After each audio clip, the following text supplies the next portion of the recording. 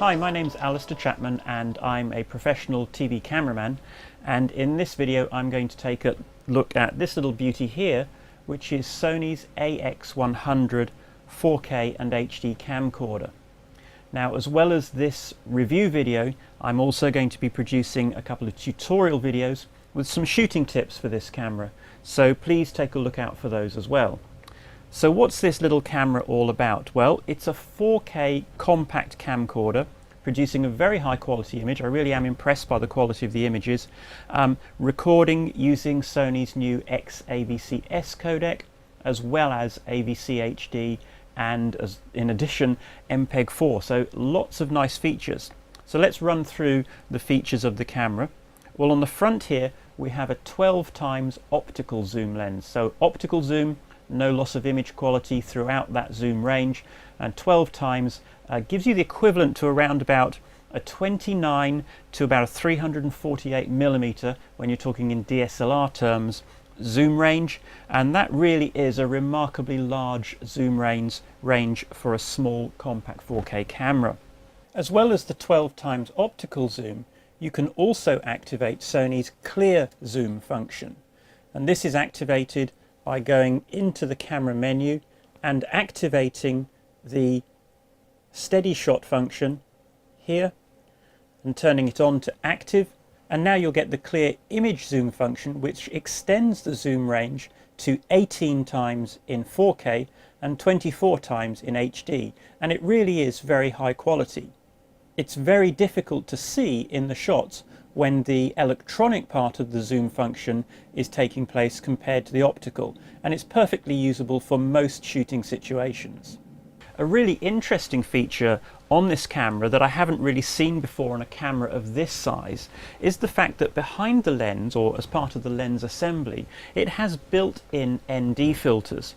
Now, normally you only find these on high-end professional cameras as a built-in option, so it's really nice to see this on a small camera like this. Now, what is an ND filter? What does it do?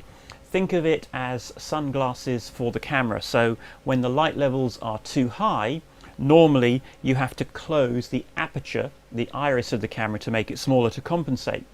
Now, if you make the aperture too small on a camera, the picture can actually start to become soft. It's an effect called diffraction limiting, but a small aperture can lead to a soft picture. So by having an ND filter like sunglasses built into the camera, instead of having to make the aperture very small, we can introduce these ND filters to make the picture darker without closing the aperture too much. And it's a really good feature. It either operates automatically or manually. When you are in the auto mode, you have the switch in auto. If you're driving the camera manually, we switch this switch to manual here, and then you can select exactly how much ND you have, and you have a clear position, 1, 2 and 3 levels of ND, each one getting successively darker, and that really allows you to get your aperture at that optimum range, which really for most situations you want to be around about f5.6, f8. So this is a very nice feature to find on a little camera like this. Not seen it before on a small camera. Sony CX900 I believe also has it, and it's a really valuable thing to have. Now, behind that zoom lens we have a 1-inch sensor, so this is actually quite a large sensor for a small camcorder. Typically little cameras like this tend to have 1/3 inch sensors. These are very, very small. Having this larger 1-inch sensor means that in low light this camera actually performs really well, even though it's a 4K camera. So we have very good low light performance from this camera. The 1-inch sensor has 20 megapixels, but for video we only use just a little over 14 megapixels. For still photographs, the camera can take stills as well. That whole sensor is used for still images. The image quality really is very good. The pictures are very sharp, very clear, the colors are very nice and very rich. Dynamic range is quite reasonable for a camera of this size. So we have a nice sensor producing a nice picture. How do we record it? Well, with this camera you're really spoilt for choice. Something you do need to consider is there are different models of this camera depending on which part of the world you live in, so some of the frame rates that you can shoot at will be different depending on the region you're in. In 4K, the camera can record at up to 30 or 25 frames per second. It also does 24 frames per second, and it uses Sony's XAVC-S codec. This is a new codec, very nice codec, and it runs at about 60 megabits per second in 4K. If you want to use the camera in 4K, your recording media has to be SDXC media. But don't worry about that.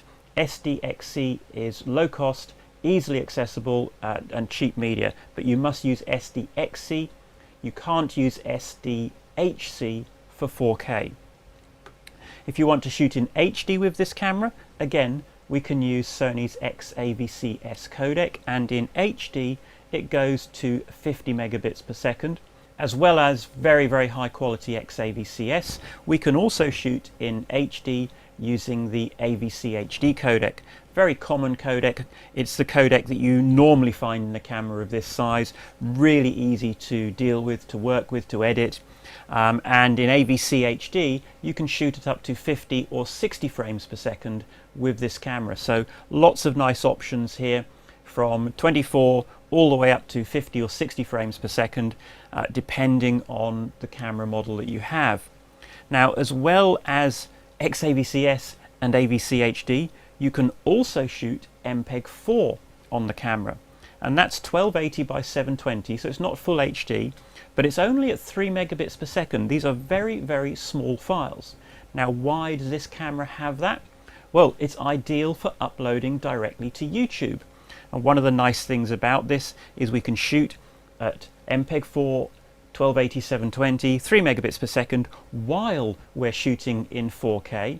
So as well as having your 4K master, you also have this MPEG-4 file that you can upload to YouTube immediately to share with your friends or your colleagues, or maybe even you're doing some TV news work or something like that, breaking news story, and you need a small file that you can upload immediately, and that 1280 by 720 MPEG-4 file, because it's only 3 megabits per second, will upload nice and quickly. Other nice features of this camera, well, it's common to have a flip out LCD on a camera like this. That's normal these days. But also on this camera, on the back here, we have a small OLED viewfinder. Now this viewfinder is remarkably good. It is small, but because it's OLED, it's very, very high contrast. It's nice and sharp, and it's actually really easy to work with, especially in very bright sunshine. On a bright sunny day, an LCD screen like this can be quite tricky to see. The OLED on the back here, because it has a little eyepiece and an eye cup, is actually very easy to use on a nice bright sunny day. And actually one of the other things, if you hold this up to your eye, so you have your eye right up against this, it actually acts as another point of contact with your body, and that helps you hold the camera more stably, or steadier. So it really helps with using the long lens shots. When you're zoomed right in on something, it may help you get a slightly steadier shot. So it's a really nice feature to find on a small camera like this. The LCD screen here, the main screen, this is a touch panel, and many of the camera's controls and functions are done from this screen. So if I want to change my focus, for example, I can touch on here, we can go into the menu, and we can choose spot focus. So you can actually touch the screen and focus, and the camera will focus at the point that you touch on the screen. Also a similar feature for exposure, and that's a very nice tool. If you don't want to use the touch screen to control the camera, well, it also has a full range of manual control. So for the lens here, we have a nice big ring on the front of the lens, and this ring can be used either to control zoom or focus. Normally I have it set to focus control because there's also a zoom rocker on the top of the camera. So nice manual focus control here if you want that. Just press the button here to switch between manual and auto. Also on the side of the camera down here, we have 4 buttons and a control wheel. This button here switches the camera between manual and auto, and then we have separate function controls here for iris, for the aperture, for the gain or ISO of the camera, and for shutter speed. And by pressing this button here, the wheel becomes active here and controls that particular value setting. So we have full manual control of this camera, or if you don't want manual, you can drive it fully automatically. And in fact, in the full auto mode, it does a really good job. The exposure is pretty accurate most of the times. The autofocus doesn't hunt, so it's a nice, easy camera to shoot with. One thing that I do tend to do with this camera though, I find the auto exposure is a little on the high side, but one of the nice things that you can do is you can put an offset to the auto exposure in the camera, in the menu, to compensate for that. And I normally run a 0.7 minus 0.7 EV offset to my auto exposure, and that gives me a result that I'm happier with. And please see the tutorial videos for instructions on how you do that. On the top of the camera, up here, tilted up here, we have Sony's MI shoe, and this is a multi-user interface. You can put all kinds of accessories on this shoe for this camera. And actually, one of the really nice things about this camera, it's really well made. These flaps and covers, there's also covers on the back here for the power and charging connector, and also on the side here we have mini micro HDMI and a headphone socket. These covers and ports are actually really well made. This is a very solid camera. It's made out of what feels like some sort of aluminium alloy, and it feels really solid. It feels really substantial in your hands, and that's really nice. It just feels like it's going to last. It feels very well made. The battery that comes with the camera, well, that gives you around about 3 hours of runtime. That's been my experience with this battery, so really good battery life from the camera, and it's just a nice camera to use. So in conclusion, what do I think of this camera? Well, it's highly recommended by me. It produces really good image quality. The only small negative thing that I will say about the image quality of this camera is that the sensor that's in the camera is probably one that was originally developed for still photography, and as a result it does suffer from a little bit of image skew. That's when objects pass through the frame quickly and they appear to lean over or bend a little bit, and the skew on this camera is more than you get with, let's say, an HD camera. I think that is just a limitation of having a 4K sensor in a camera of this size. But other than that image skew issue, the images are really nice. They're very sharp, very clear. The lens is really good. 12 times zoom, going up to 18 or 24 times, optically stabilized. So it's a really versatile camera. There are other cameras on the market right now that are sort of DSLR form factor. I actually find for shooting video, I prefer this shape. I like to be able to hold the camera, in my hand, hold it up to my eye and shoot it as a video camera. So from a ergonomic point of view, I feel this is perhaps better than some of the DSLR options that are currently on the market. It really is a video camera, and it is very small and compact.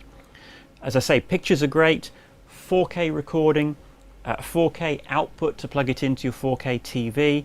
The HD recordings as well are superb. 50 megabit per second XAVCS in HD produces one of the best HD pictures I've seen from a camera this small. So really, I do recommend this camera.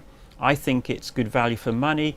It's compact. It's really exceptionally well built. You have to pick one up and hold it and feel it to see what I mean when I say about that. But for me, highly recommended. If you want a small compact 4K camcorder, you seriously need to consider this one.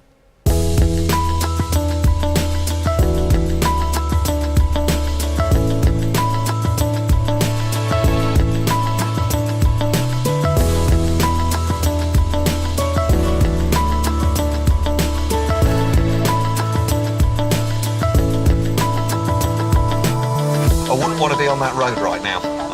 A huge hail landing.